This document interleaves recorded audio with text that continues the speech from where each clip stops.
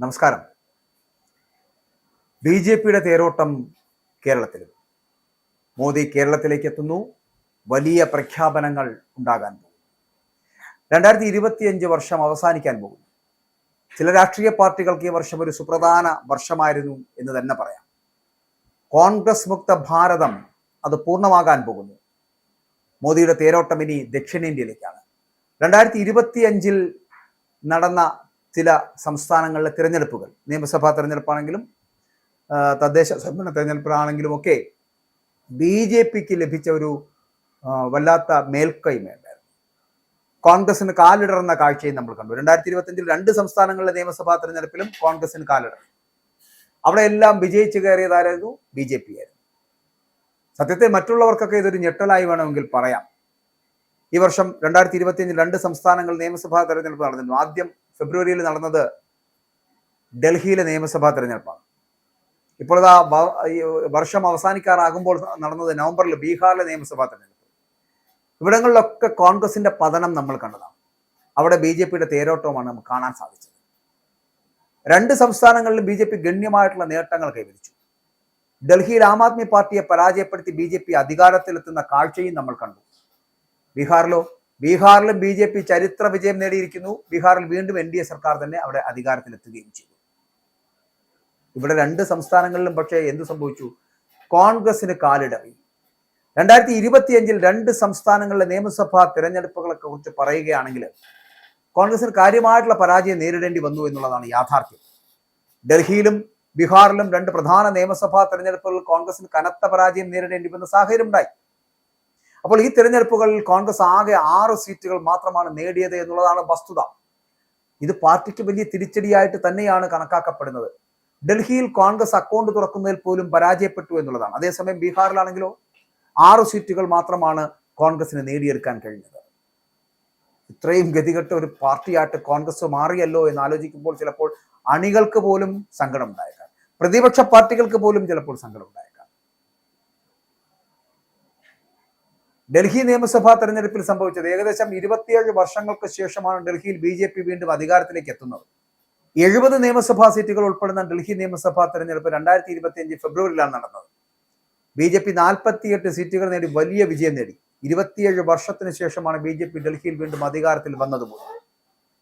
അവിടെ ഭരിച്ചുകൊണ്ടിരുന്ന ആം ആദ്മി പാർട്ടി 22 സീറ്റുകൾ മാത്രമാണ് നേടാൻ കഴിഞ്ഞത് എന്നുള്ളതാണ്. അവർക്ക് ഡൽഹിയിലെ അധികാരമടക്കം നഷ്ടപ്പെടുകയും ചെയ്തു. അവിടെ അപ്പോ കോൺഗ്രസ് എന്ന് പറയപ്പെടുന്ന സമ്പൂജ്യരായി തീർന്നു. ഡൽഹിയിൽ തുടർച്ചയായിട്ടുള്ള 3-ാം തവണയാണ് കോൺഗ്രസ് നിയമസഭയിൽ അക്കൗണ്ട് തുറക്കുന്നതിൽ പരാജയപ്പെട്ടു പോകുന്നത്. 70 സീറ്റുകളിലും പാർട്ടി സ്ഥാനാർത്ഥികളെ നിർത്തിയെങ്കിലും ഒരെണ്ണം പോലും ജയിക്കാൻ അവർക്ക് കഴിഞ്ഞില്ല എന്നുള്ളതാണ്. ഡൽഹി ആധിപത്യത്തോടുകൂടി ഭരിച്ചിരുന്ന ഒരു പാർട്ടിയുടെ ഗതികേടാണ് ഞാൻ ഈ സൂചിപ്പിക്കുന്നത്. അപ്പോൾ ഈ തെരഞ്ഞെടുപ്പ് കോൺഗ്രസിന് ഒരു പൂർണ്ണ നിരാശയായിരുന്നു. അതേസമയം ആം ആദ്മി പാർട്ടിയുടെ അരവിന്ദ് കെജ്രിവാളിനെ പോലെയുള്ള പ്രമുഖ നേതാക്കൾ പോലും ബി ജെ പിക്ക് മുന്നിൽ പരാജയപ്പെടുന്ന കാഴ്ചയും നമ്മൾ കണ്ടു. ഇനി നമ്മൾ ബീഹാറിലേക്ക് പോവുകയാണെങ്കിലോ 2025 നവംബറിൽ 243 സീറ്റുകളുള്ള ബീഹാർ നിയമസഭാ തെരഞ്ഞെടുപ്പ് നടക്കുന്നു. 202 സീറ്റുകൾ നേടി എൻ ഡി എ വൻ വിജയം നേടുന്നു. മഹാസഖ്യം കനത്ത പരാജയം ഏറ്റുവാങ്ങുന്നു. ബീഹാറിൽ കോൺഗ്രസിന് ആകെ ലഭിച്ചത് 6 സീറ്റുകൾ മാത്രമേ നേടാനായുള്ളൂ എന്നുള്ളതാണ്. മഹാസഖ്യവുമായിട്ട് സഖ്യത്തിലാണ് കോൺഗ്രസ് തിരഞ്ഞെടുപ്പിൽ മത്സരിച്ചത് പോലും. എന്നിട്ട് പോലും സീറ്റ് നേടിയെടുക്കുവാൻ കഴിയാതെ തകർന്നു പോയ ഒരു പ്രസ്ഥാനമായി കോൺഗ്രസ് മാറി. 2025 ഡൽഹിയിലെയും ബീഹാറിലെയും 313 നിയമസഭാ സീറ്റുകളിൽ, അതായത് ഡൽഹിയിൽ 70 സീറ്റ്, ബീഹാറിൽ 243, ഈ രണ്ട് സ്ഥലത്തെയും കൂടി 313 നിയമസഭാ സീറ്റുകൾ, ആകെ 6 സീറ്റുകൾ നേടാനാണ് കോൺഗ്രസിനായത്. അപ്പോൾ ഈ 6 സീറ്റുകൾ ബീഹാറിൽ നിന്നാണ് ലഭിച്ചത് പോലും. ഡൽഹിയിൽ കോൺഗ്രസ് സമ്പൂജ്യരായി. ബീഹാറിൽ 6 സീറ്റ്. രണ്ട് സംസ്ഥാന നിയമസഭാ തെരഞ്ഞെടുപ്പും കോൺഗ്രസിന് ലഭിച്ച ഈ കണക്ക് പാർട്ടിയുടെ തകർച്ചയെ തന്നെ സൂചിപ്പിക്കുന്നതാണ്. കോൺഗ്രസ് മുക്ത ഇന്ത്യ എന്ന ബി ജെ പിയുടെ മുദ്രാവാക്യത്തിന് ഇത് പുതിയ ശക്തി നൽകുന്നതായിട്ടാണ് തോന്നുന്നത്. അല്ലെങ്കിൽ തന്നെയും ഇനി വരുന്ന കാലഘട്ടം എന്ന് പറയപ്പെടുന്നത് കോൺഗ്രസ് മുക്ത ഭാരതത്തിൻ്റെതാണ്. സമ്പൂർണമാകുന്ന കോൺഗ്രസ് മുക്ത ഭാരതം. ഇനി അതുകൊണ്ടാണ് ദക്ഷിണേന്ത്യയിലേക്ക് ബി ജെ പിയുടെ നോട്ടം.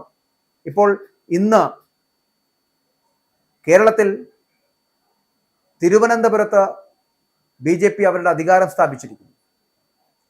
എൻ ഡി എയുടെ മേയർ സ്ഥാനാർത്ഥി ഉണ്ടാവുകയും മേയറായിട്ട് ബി വി രാജേഷിനെ തിരഞ്ഞെടുക്കുകയും തിരുവനന്തപുരത്തിന്റെ നായകനായി ബി വി രാജേഷ് മാറുകയും ചെയ്തിരിക്കുന്നു. അത് ചരിത്ര നേട്ടമാണ്.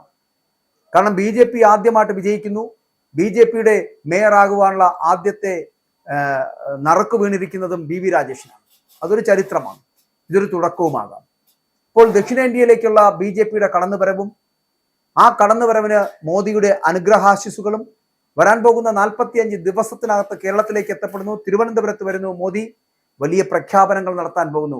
വികസിത കേരളം, വികസിത അനന്തപുരി എന്നുള്ള ഒരു ലക്ഷ്യത്തിലേക്ക് അവർ എത്താൻ പോകുന്നു. അങ്ങനെ വലിയ പ്രഖ്യാപനങ്ങളാണ് മോദി ഇവിടെ നടത്താൻ പോകുന്നത്. മോദി നടത്തുന്ന അത്തരത്തിലുള്ള പ്രഖ്യാപനങ്ങൾ ഒരു മേയർ തെരഞ്ഞെടുപ്പിലോ അല്ലെങ്കിൽ ഒരു തദ്ദേശ സ്വയംഭരണ തെരഞ്ഞെടുപ്പിനെ ലക്ഷ്യം വെച്ചുകൊണ്ടുള്ളതല്ല. നിയമസഭ പിടിക്കുക, അതിനുശേഷം വരുന്ന ലോക്സഭാ തെരഞ്ഞെടുപ്പുകളിൽ വലിയ നേട്ടമുണ്ടാക്കുക എന്നുള്ള ലക്ഷ്യത്തോടു കൂടിയാണ്.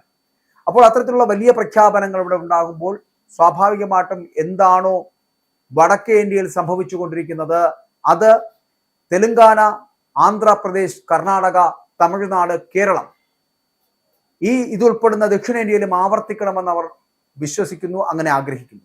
പക്ഷെ പലപ്പോഴും നടക്കാറില്ല. പക്ഷെ അതിൻ്റെ ചില അനുരണനങ്ങൾ ഇപ്പോൾ ഉണ്ടായിട്ടുണ്ട്. അതിലൊന്നാണ് NDAക്ക് ലഭിച്ച ഈ മേയർ പദവി അനന്തപുരിയിൽ. കേരളത്തിന്റെ തലസ്ഥാനത്ത് BJP കൊടികുത്തി വാഴാൻ തുടങ്ങുമ്പോൾ ഇനി വരുന്ന നിയമസഭാ തെരഞ്ഞെടുപ്പിലടക്കം അവരുടെ തേരോട്ടം ഉണ്ടാകുമെന്നുള്ള കാര്യത്തിൽ സംശയമില്ല.